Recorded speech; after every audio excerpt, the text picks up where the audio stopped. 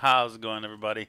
Moses here, and today I want to bring you kind of like a little video that is different. It's not going to be particularly long, but I do want to talk about a couple of things that concern me in regards to Wolcen. You guys already know, if you've been watching the streams, which I know you have, all the positive and great and good things that I do feel about Wolcen.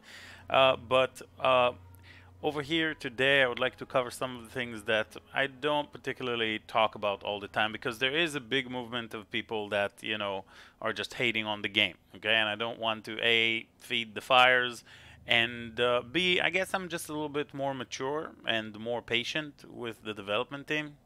But with all these things said, there are things that are concerning to me personally that I've seen, and there are things I would want, um, to change in the game. And since this is a game that I care about, we did that to every other game. So here's time for a little bit of Moses suggestions. So first of all, the passive skill tree. I think the biggest thing now, after playing the game for, well, a little bit before the beta, maybe before the release, during the beta, the major thing was, and even now, 200 hours into my, warrior, and now I made this mage gunner. Big thing I noticed about this tree is that there is basically one way to scale your character. All right, there's basically one way to scale your character. There's basically one way, essentially one way, in using like the defensive tools that exist on the tree, and they will apply regardless of whether your character is a mage, a warrior, a bow character. What I'm talking about is you would definitely want to apply stasis, because this will more than double your damage. You will definitely like to take dire juncture, because this will, remove your ability to get one-shotted, or make it very unlikely, since it splits the damage into two, allowing you to leech, to use potions. And you'll most likely end up getting Salvatory Anchor and Elevated Gain, which means pretty much in every character that you're going to use, you're going to try and get a heavy armor and a heavy helmet to double these values of resistances, because damage reduction is extremely important. That doesn't really leave, if 40 points on your character is going to go to these passives, doesn't really leave too much. And of course, offensively, you will definitely want to take this crit node. You'll definitely, even after the nerf, you'll definitely want to scale crit, because there's really no other great way of scaling crit or scaling damage in this game, which makes it, again, really hard to create diverse characters. I also feel that the tree is pretty small. Sure, I mean, it can be nice when you first approach the game. It can be kind of easy to go through the clusters, hover over, and see what kind of things will suit you the best. But still, it's pretty small. It doesn't leave too much room for diversity. And at its core, as a Twitch streamer that streams 10-12 hours a day, things are getting old, and they are getting old pretty quick, and that's kind of like my main concern. I love the grind, okay? Don't get me wrong. We're not going to talk about the things that I love right now, okay? But just so you know, I do enjoy the difficulty system, but this is really concerning. That, and of course, a lot of the passives don't do anything. A lot of them just kind of like not particularly working. There's no good indicator of whether something you picked up is working. There's no good information to the player of what exactly a node is doing and how it affects your character. And a huge deal for me that is, kind of like entertaining at first, but as you increase with the levels, becomes kind of like a burden, is, well, two things. First of all, we need some way of regretting points. If I allocated this point by mistake, which I did not, because I am going to get to Salvatory Anchor in a couple of levels, that's roughly, you know, the time of my character where I start to need all these resists. We're getting into, well, I've been doing 64 at the moment, but, you know, we're starting to get into champion, and I'm progressing with this character as if all the difficulties are unlocked. So I'm just doing like one by one in the expedition because I do like this system, and I did start a new character to get kind of like a fresh progress going on with this guy, so, or girl. So yeah, the first thing is Salvatore Gain. We're going to get there, but if I pick that node by mistake, which again I didn't because I want to get there, then there should be a way for me to just remove this point without having to respec my entire tree from either memory or from, like, you know, a side website with an offline tree.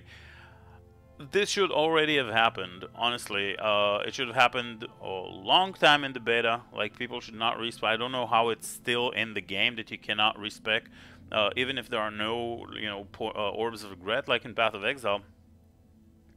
You need a mechanic to allow you, you know, to pay gold per point. Depends on your character level. For example, you want it to scale that way, because right now that's what happens. Based on your character level, 500 gold. So level 56, this would be 28,000 gold. Sure, you want to scale that with the, you know, then make it, I don't know, maybe 50 gold times your level per point that you, or 100 gold times your level. It doesn't matter what kind of formula you apply to it, but the point is, if you want us to pay gold for allowing us to respec, it doesn't need to be the whole tree. We should be able, at this point in the game, it's something that should be there like last year. Another thing regarding the tree is a search bar.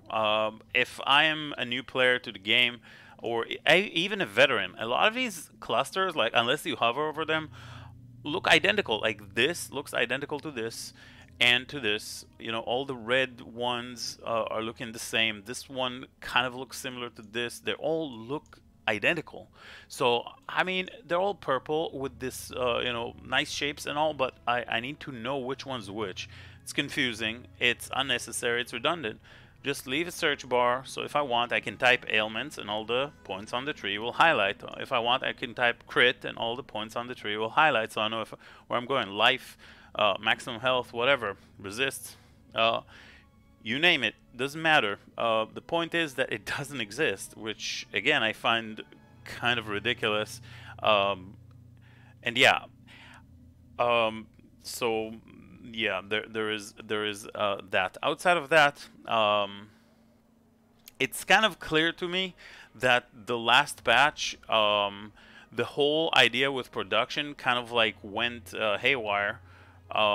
Sure, the difficulty was not being applied, but I am pretty sure that the development team do not want you to complete 160 difficulty expedition, and or, you know, untainted run, or whatever it is, with, you know, productivity being what it is.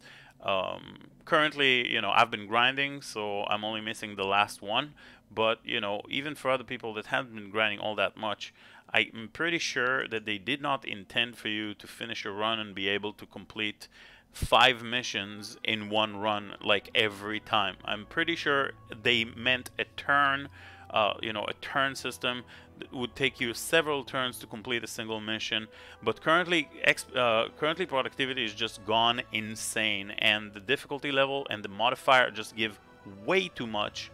There is an argument to be made that they did give way too little previously, before this 1.0.7 or 0.6 patch, but now they're giving like way too much, and it's just gone insane. And you can literally, again, abuse the game. You can literally, you know, increase reagent rarity and just generate plenty of these currency items that, you know, I've been doing, but not to a ridiculous. I'm not playing on my warrior, just generate, because I can still on my warrior with bleeding edge, even after the nerf, can do 160 without any abuse of the trial belt, or, you know, the broken item, what's the name of that, Frostweave chest, and trial belt. These are pretty strong items, clearly.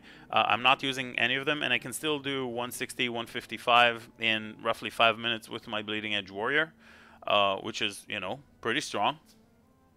And I can generate, you know, one of these tiers in a run and a half. So like 2 per 3 runs, which take me 15 minutes.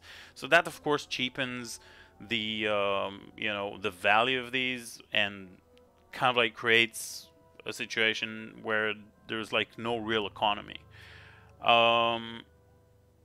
which is an entire different for another video on its own, like what I think about the whole economy and the whole, you know, essentially what I do think, let's just put it in short, is that they should do a reset on everything, essentially. Fix a lot of stuff, like get ready for, like announce we are going to reset in a deadline.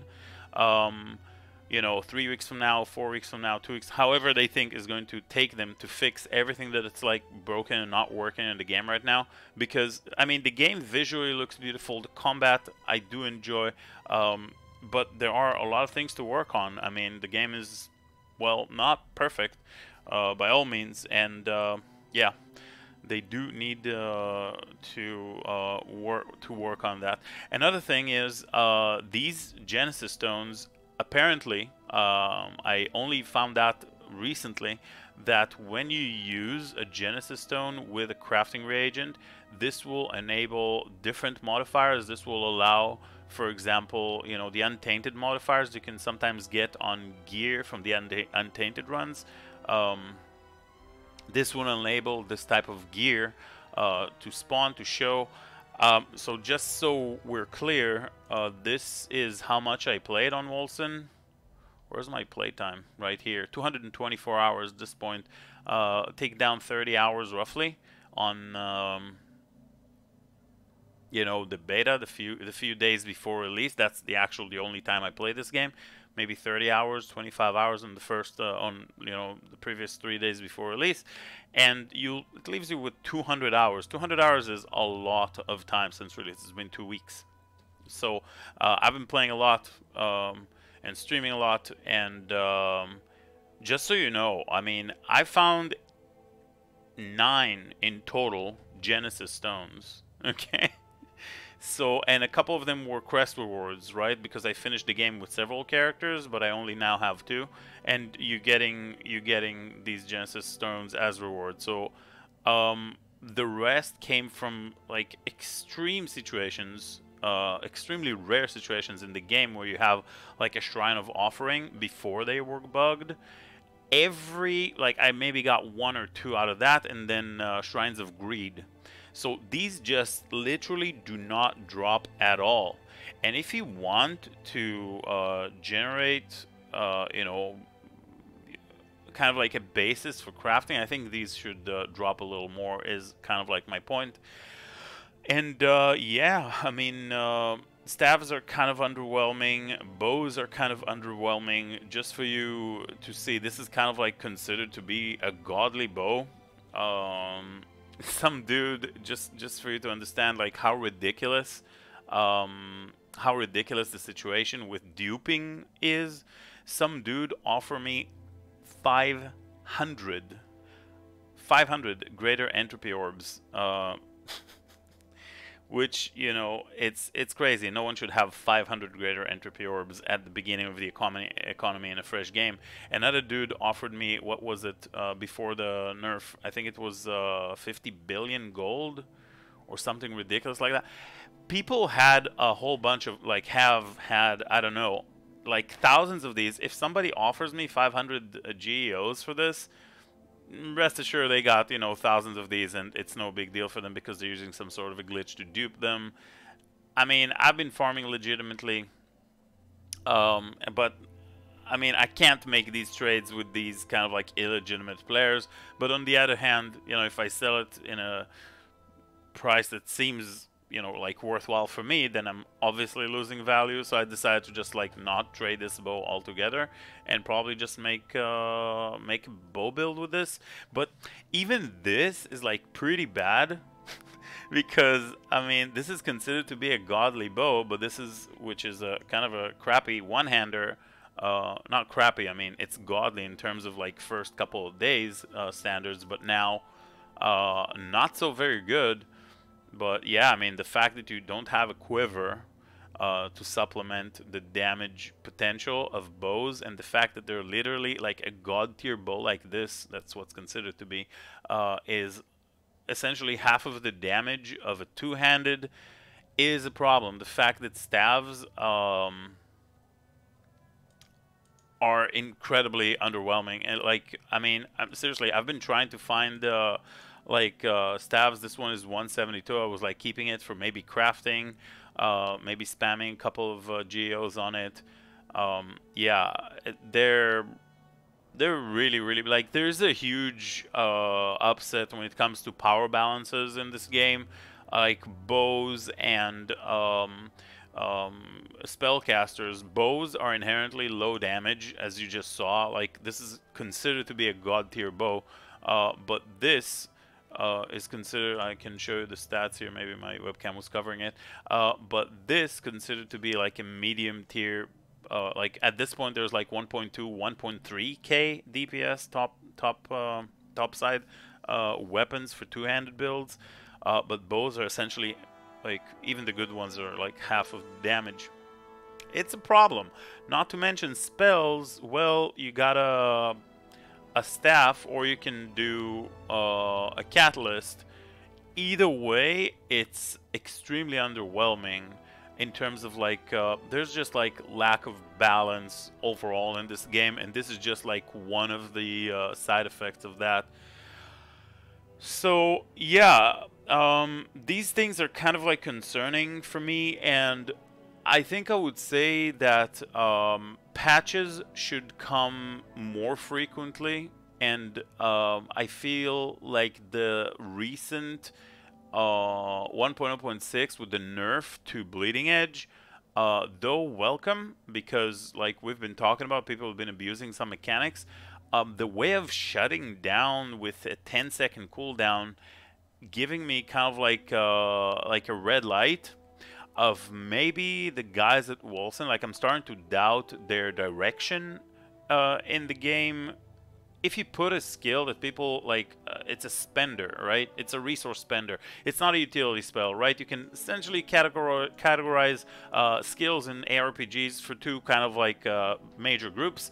One is a utility spell that may also deal some damage, but the other one is a spender. Spender is something that we spend resource, essentially dealing damage, right? This fireball, it's spending willpower into rage, and it deals damage, and this is also a spender, right? The Havoc Orb. So when you have that in a skill like Bleeding Edge, that was, you know, momentum, whatever, that skill was let me find it for you right here so we can actually talk numbers. So when you look at skill like this, and Unstoppable Momentum now has a plus 10-second cooldown, as you see, this kills the way of playing certain game, certain build. I understand and agree that that was a strong choice to make, regardless of the broken one. But, you know, you don't just come and be like, okay, guys, remember how you used to spam this skill? Now you're going to have to invest in cooldown, and even then, it's not going to be good, because 10 seconds, like, you know, it's pretty massive, and you're never going to be able to spam this skill again. Bleeding Edge is bad. We don't want you to use it anymore. This is not a way that you approach, you know, game balancing, in my opinion. Like, balancing should come from a balanced, you know, mindset or point of view that, in my opinion, would show itself in the form of, hey, the skill duration is 4 seconds. How about instead of 4 seconds, we'll make it 1.5 seconds, and, you know, maybe make it cost 4 instead of 3, so it will be a meaningful choice, but it will also cost you more modifier points. And then combined with the skill duration over here, you would still be able to have a 2.5 second skill that's spinning, which gives the bleeding edge the kind of like Hammerdine, Diablo 2 Hammerdine feel that I personally liked, and I personally chose the skill for, but still keep its original character by allowing the user to spam this skill and use resource, because this is essentially a spender. You want to spam the skill, spend resource, and destroy monsters with it. You don't want to turn it into a utility cooldown spell, because like swinging an axe doesn't really have much of a utility. Right? It's it's designed to deal damage in quick succession. It's designed to, it's kind of like Bladestorm. It's kind of like imagine adding a cooldown to Bladestorm. Doesn't make sense. Imagine adding a cooldown to Wrath of Bayfeth, or it doesn't make sense, right? So that's what they did, which I kind of like testifies they're maybe a little bit confused. And I don't really like the direction they're taking with that particular nerf. I think it's kind of telling of where they kind of are, and these kind of things are concerning to me. So yeah, if you guys share the same thoughts as I, then I don't know, or if you disagree, and if you have any points of view on that matter, feel free to leave them in the comments below. This is not a place of hate, okay? Don't leave stuff like this is a broken game. It's still in alpha. We're not beta testers. Or I paid $40.